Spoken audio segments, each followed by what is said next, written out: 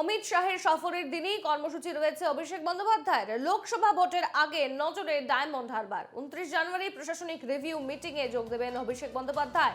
আমতলায় প্রশাসনিক review meeting রয়েছে অভিষেক বন্দ্যোপাধ্যায়ের। আরো একবার জানিয়ে রাখি, একদিকে 29 জানুয়ারি যেভাবে স্বরাষ্ট্রমন্ত্রী অমিত শাহ আসছেন, একই দিনে কিন্তু বিভিন্ন কর্মসূচি রয়েছে অভিষেক বন্দ্যোপাধ্যায়ের। লোকসভা ভোটের আগে নজরে ডায়মন্ড হারবার। বিস্তারিত জানবো, টেলিফোন লাইনে রয়েছেন আমাদের প্রতিনিধি রণজয় মুখোপাধ্যায়। রণজয়, অমিত শাহ আসছেন 29 জানুয়ারি, একই দিনে অভিষেক বন্দ্যোপাধ্যায়েরও বিভিন্ন কর্মসূচি রয়েছে। কি কি কর্মসূচি রয়েছে, তিনি কোথায় যাবেন, কোথায় বৈঠক করবেন, বিস্তারিত জানাবো।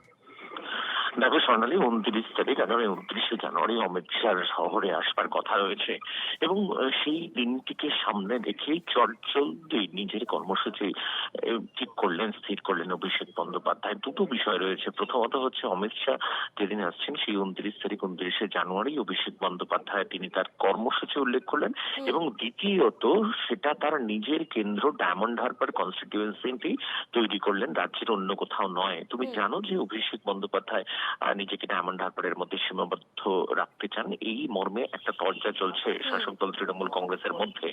এবং সেই জায়গায় অভিষেক বন্দ্যোপাধ্যায় বলেছেন দল তাকে যখন যেখানে যেভাবে ব্যবহার করতে চাইবে সেই অনুযায়ী অভিষেক বন্দ্যোপাধ্যায় চলবেন এবং বেশিরভাগ ক্ষেত্রে তিনি নিজের কনস্টিটিউয়েন্সির দিকে নজর রাখবেন। এবং সেই মতো এর আগে দুটি সভা করেছেন অভিষেক বন্দ্যোপাধ্যায় ডায়মন্ড হারবারে এবং তৃতীয় যে অ্যাডমিনিস্ট্রেটিভ বা প্রশাসনিক বৈঠক, সেই বৈঠকও নিজের কেন্দ্র ডায়মন্ড হারবারের মধ্যেই সীমাবদ্ধ রাখলেন। এবং দ্বিতীয়ত যে বিষয়টা সেটা ভীষণভাবে উল্লেখযোগ্য, যখন স্বরাষ্ট্রমন্ত্রী শহরে আসছেন, এই নিয়ে মাসখানেকের মধ্যে, এক মাসের মধ্যে দ্বিতীয়বার স্বরাষ্ট্রমন্ত্রী অমিত শাহ তিনি শহরে আসছেন, যেটা ভীষণভাবে উল্লেখযোগ্য, তাৎপর্যপূর্ণ। এবং সেই দিনটিকেই বেছে নিয়েছেন তৃণমূল কংগ্রেসের সাধারণ সম্পাদক অভিষেক বন্দ্যোপাধ্যায়।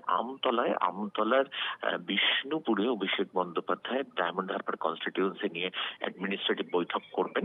সূত্রের খবর তেমনটাই, স্বর্ণালী। ধন্যবাদ রণজয়।